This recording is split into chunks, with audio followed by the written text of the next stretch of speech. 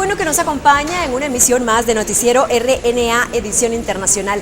Quédese con nosotros y juntos hagamos un recorrido por la información mundial más importante. Les saluda Carla Carranza. Comenzamos con nuestros titulares.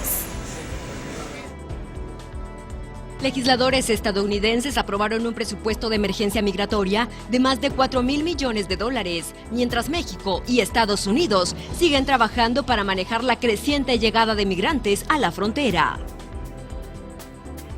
Otro migrante salvadoreño falleció este fin de semana en un hospital, luego de haber sido ingresado tras desmayarse en una estación fronteriza. Alrededor de 200 migrantes, entre ellos 71 menores de edad, 27 mujeres y 36 hombres procedentes de Honduras, fueron rescatados al interior de la caja de un tráiler abandonado. La reciente muerte bajo extrañas circunstancias de un militar en Venezuela ha desatado nuevas condenas contra Nicolás Maduro y reacciones internacionales. Una ola de calor amenaza a China y a Serbia. Las autoridades encendieron las alarmas. Iniciamos con el detalle de las informaciones. Legisladores estadounidenses aprobaron un presupuesto de 4.000 millones de dólares para atender la crisis migratoria, mientras México y Estados Unidos continúan trabajando para controlar la creciente llegada de migrantes a la frontera. En una sola jornada, autoridades del estado de Veracruz, en la costa del Golfo de México, detuvieron a 450 migrantes durante redadas que tuvieron lugar en sitios de estadía y medios de transporte, señala el delegado del Instituto de Inmigración. Bueno, que es el operativo, quizá el operativo más grande del puerto de Veracruz, y sobre todo el más grande ahorita en este programa. Un operativo que se da en cumplimiento del compromiso de fortalecer los controles en la frontera. La medida se debe a la presión ejercida por Estados Unidos para evitar el aumento de aranceles, empero los casos son particulares. En Honduras no hay nada. En Honduras pues todo está faltando, no hay clases, no hay nada, atención de nada. Y los problemas, aseguran estos migrantes, no parecen cesar. Me quemaron la casa, me quemaron las niñas, yo tengo evidencia de eso. Rachel Smithke, analista de Wilson Center, asegura que aumentar los operativos no mejorará la situación. Son muchas razones que están empujando a las personas a salir de sus países de origen, y si eso no se aborda, la gente seguirá viniendo. El problema, creo, con la aplicación de la ley es que en lugar de ir por rutas más seguras para viajar o, como saben, presentarse ante los agentes de inmigración, la gente buscará caminos más peligrosos para recorrer. La difícil circunstancia que se registra en la frontera llevó en recientes jornadas al Congreso estadounidense a aprobar un presupuesto de emergencia que destina 4.600 millones de dólares para aliviar la situación en los centros de detención del país. En este voto, los sí son 305, los no 102. La moción ha sido aprobada. El documento ahora pasará a manos del presidente, quien se presume lo promulgará. Laura Sepúlveda, Voz de América. Y en más sobre este tema, una menor de edad fue interrogada sobre cómo eran sus días al interior de un refugio en la frontera de los Estados Unidos. Entre sus malas experiencias, contó que lo poco que dormía lo hacía en el suelo. Una niña de 12 años que pasó casi 2 semanas en un centro de detención fronterizo de Texas con su hermana de 6, dice que dormían en el suelo y algunos pequeños lloraban por sus padres. En un video obtenido por The Associated Press, la menor relata a su abogada Allison Griffith, con oficina en Minnesota, lo que vivieron mientras estuvieron detenidas por 12 días en una instalación de la patrulla fronteriza en Clint, Texas, que según versiones de medios se ha negado a los menores inmigrantes artículos básicos como jabón y cepillo de dientes.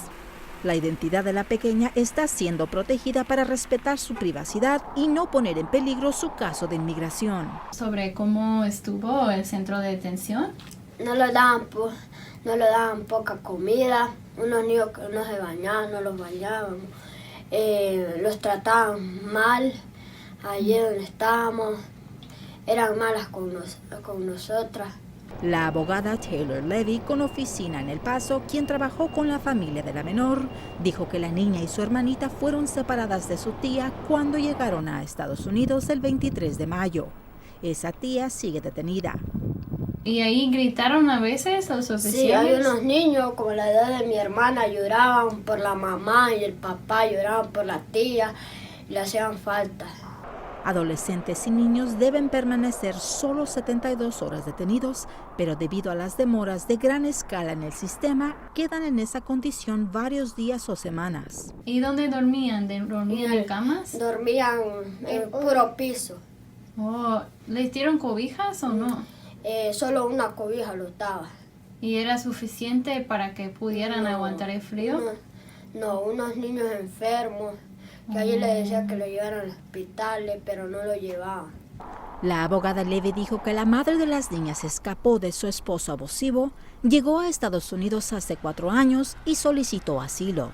¿Algo más que te acuerdas del centro de detención que te hizo tener miedo o sentir incómoda? Me iba a ir, pero los trataban, la forma, unos niños no dormían casi. Feo era allí. Sí, qué bueno que están ahora con su mamá. Las menores se quedaron en su país con su tía, pero las 3 emigraron a Estados Unidos en mayo, luego de que el padre de las menores las amenazara. Rosa Ramírez, Associated Press. Y en más sobre este tema, otro migrante salvadoreño falleció en un hospital luego de haber sido ingresado tras desmayarse en una estación fronteriza. Según las autoridades, el hombre de 43 años de edad y de quien no se proporcionó su nombre, tenía una semana de estar en el centro principal de procesamiento en el Valle del Río Grande, en McAllen, Texas, luego de haber cruzado Estados Unidos junto a su hija, una menor de edad, quien continúa bajo custodia de la patrulla fronteriza.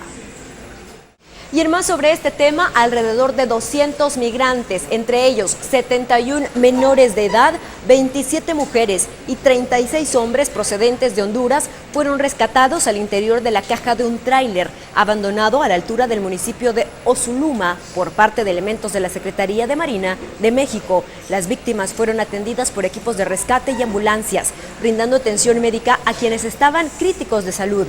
Posteriormente fueron llevados a hospitales de la zona.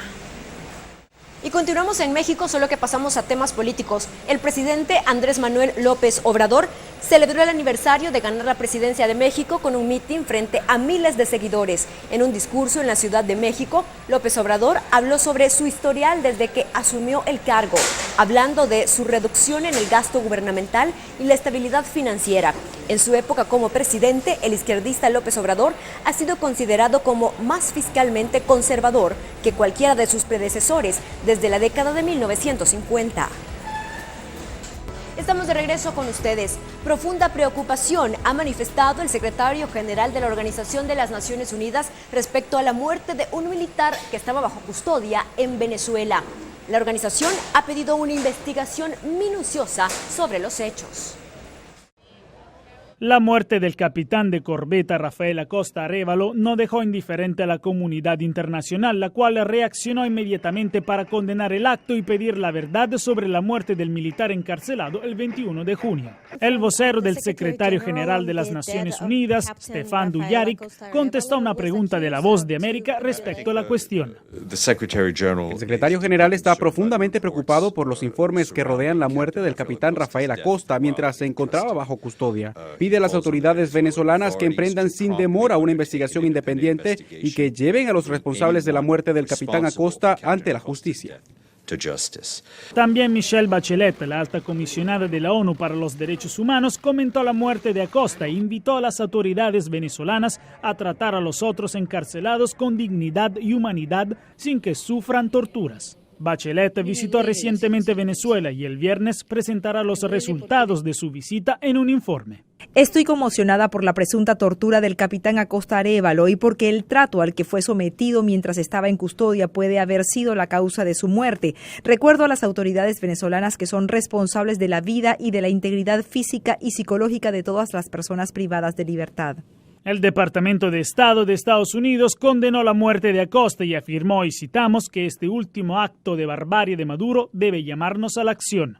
Por su parte, el Grupo de Lima definió el acto como un asesinato y la Unión Europea, a través de su representante de Asuntos Exteriores, Federica Mogherini, denunció la falta de garantías y derechos de los detenidos. Por el caso de Acosta fueron detenidos 2 funcionarios de la Dirección de Contrainteligencia Militar, informó su abogado Alonso Medina Roa. El presidente de Venezuela, Nicolás Maduro, solicitó a la Fiscalía General una investigación sobre la muerte bajo detención del capitán.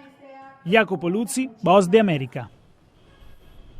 Y continuamos hablando de este tema. A pesar de que ya se ordenó una investigación por parte del gobierno venezolano sobre la muerte en extrañas circunstancias de este militar, el hecho ha generado más condenas en contra de Nicolás Maduro. La muerte del capitán de corbeta Rafael Acosta, ocurrida en la madrugada del sábado, mientras se encontraba bajo la custodia de los organismos de seguridad, ha generado reacciones de repudio en la nación sudamericana. Alonso Medina Roa, abogado del fallecido capitán, aseguró que la responsabilidad de la vida de Acosta estaba en manos del gobierno en disputa.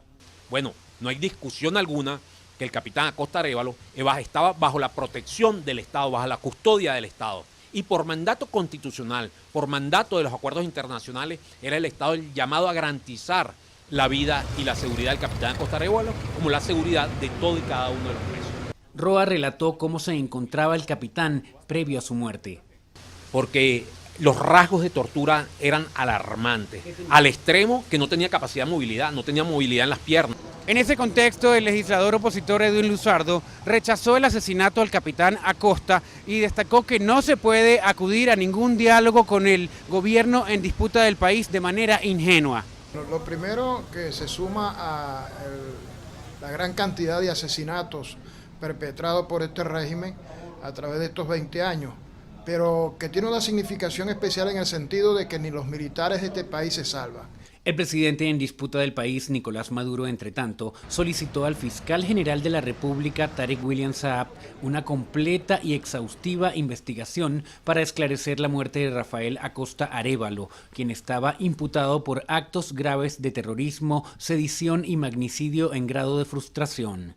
Álvaro Algarra, Voz de América, Caracas. Mientras tanto, el presidente de los Estados Unidos dijo que tocó el tema de la crisis venezolana con todos los líderes con los que se reunió en la cumbre del G20 y de hecho dijo que tiene 5 estrategias para atacar esta situación. El tema de Venezuela sigue presente en la agenda del presidente de Estados Unidos, Donald Trump, quien en respuesta a La Voz de América durante la conferencia de prensa de balance tras la cumbre del G20 en Osaka, Japón, se refirió a la estrategia de su administración y la existencia de opciones adicionales para ese país.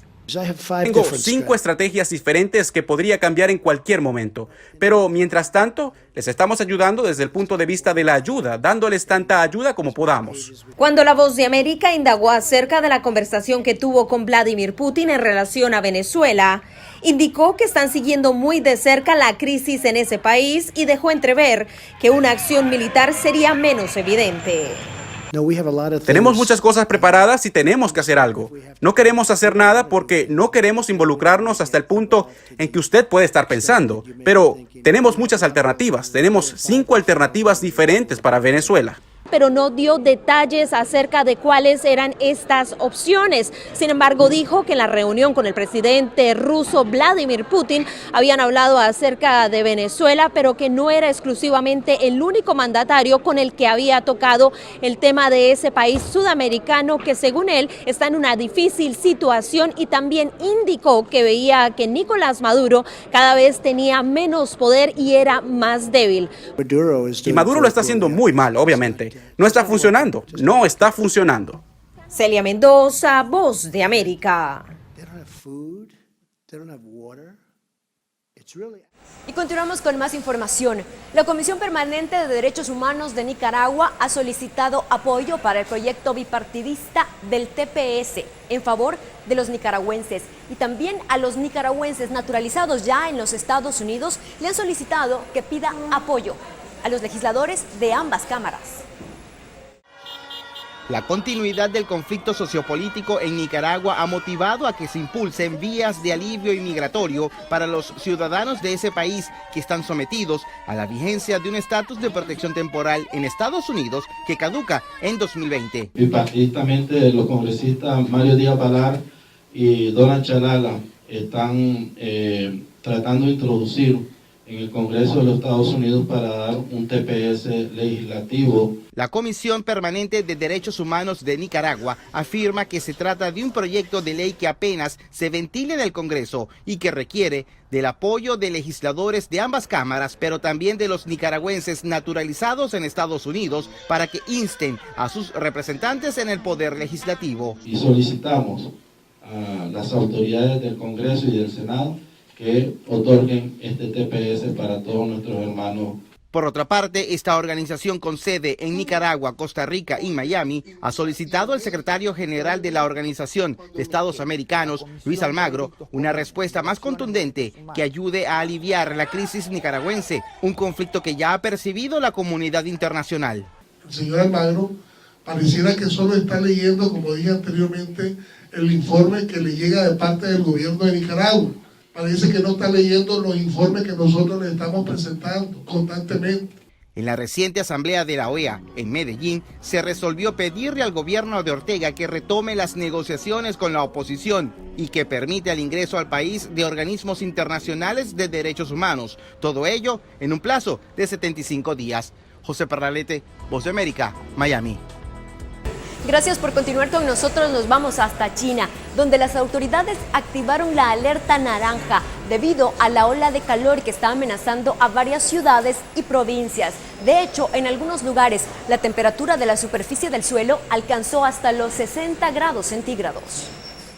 La ola de calor está abrazando la provincia de Hebei en el norte de China y la provincia de Guangdong al este, lo que obliga al Observatorio Meteorológico a emitir alertas y agregar presión a la red eléctrica. Se declaró alerta naranja, la segunda más alta en el sistema de alerta climática con código de colores de 4 niveles de China. En la ciudad de Xingtai, en la provincia, la temperatura más alta alcanzó los 39 grados centígrados, lo que obligó a los peatones a armarse con sombreros y ropas de protección solar. En la ciudad de Hadan, las temperaturas en la mayoría de los lugares superaron los 37 grados centígrados. En el condado de Xi'an de la ciudad, la temperatura de la superficie del suelo llegó a los 60 grados centígrados. Se aplican camiones aspersores para reducir la temperatura. En la provincia de Guangdong, el consumo de energía continúa aumentando desde junio. Muchas ciudades han visto un consumo de energía récord el fin de semana pasado debido a la alta temperatura. La carga de despacho de poder unificado de la provincia también batió récord histórico de 3 veces este año, alcanzando 112.5 millones de kilovatios, un aumento en un 3.25% del registro más alto el año pasado. Este es un informe de Graciela Rajo para la RNA. Y en temas relacionados nos vamos hasta Serbia, donde las autoridades también han alertado sobre la ola de calor en varios sectores. Y es que las temperaturas han alcanzado hasta los 40 grados centígrados. Las autoridades han advertido sobre una ola de calor en Siberia y el resto de los Balcanes, ya que el clima cálido que ha afectado recientemente a Europa Occidental se desplaza hacia el este. Se esperaba que las temperaturas subieran 39 grados centígrados. Los pingüinos y las focas en el zoológico de Belgrado se han estado enfriando en las piscinas, lo que según el personal fue filtrado y mantenido en una temperatura refrescante de 20 grados centígrados. Se instalaron cisternas con agua potable en los parques de Belgrado y los médicos advirtieron a los ancianos que permanezcan adentro. El aumento de las temperaturas se produce después de semanas de tormentas eléctricas inusualmente severas en partes de Serbia, Bulgaria, Rumania, Bosnia y Croacia, que ha provocado inundaciones y humedad extrema. Este es un informe de Graciela Rajo para la RNA. Compartimos con ustedes más información importante en el siguiente resumen.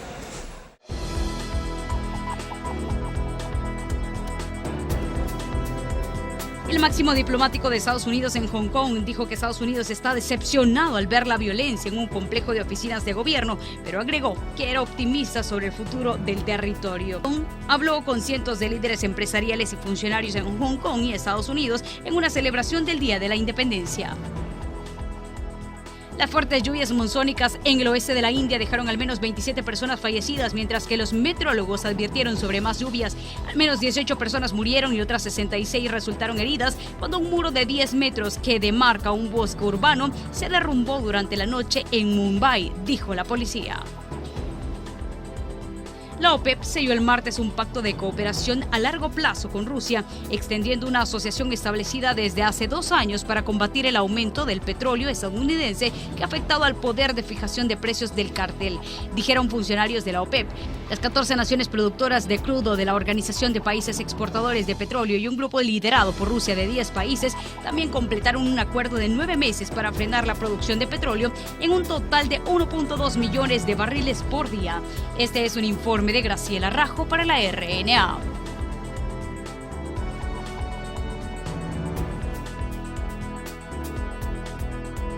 Hasta aquí llegamos con esta entrega de Noticiero RNA Edición Internacional. Gracias por habernos acompañado. Nos vemos en la próxima.